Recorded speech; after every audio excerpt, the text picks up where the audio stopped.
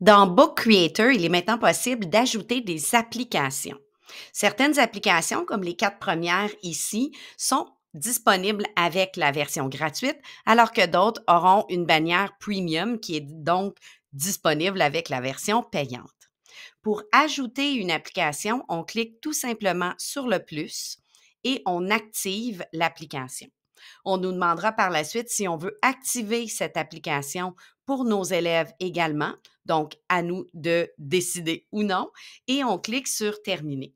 Il se peut que dans chacune des applications, par la suite, lorsqu'on veut les utiliser pour la première fois, c'est le cas par exemple de Bitmoji, on nous demande de synchroniser notre compte, donc d'entrer nos mots de passe et autres. Donc, la première utilisation, on aura quelques permissions données. C'est le cas aussi pour Google Drive. On devra donner les autorisations pour Book Creator de parler à Google Drive. Mais lorsque c'est fait, lorsque je suis dans un de mes livres et que je viens en mode édition, avec mon petit plus, j'ai la petite fusée ici, plus, et on voit que mes 4 applications ont été ajoutées.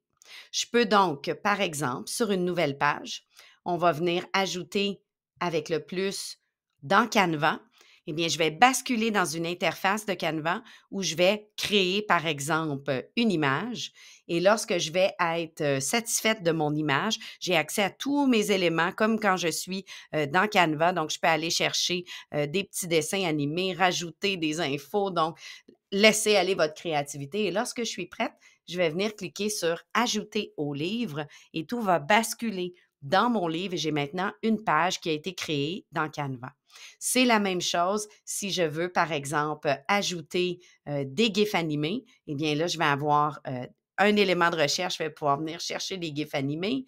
Même chose avec les Bitmoji. Si j'ai bien synchronisé mon compte, eh bien, je vais pouvoir venir ajouter mon Bitmoji à la création. Il y a parfois un petit délai, là, le temps que ça s'ajoute, mais je vais pouvoir ajouter. Il va falloir que j'ai donné accès à mon compte, bien sûr.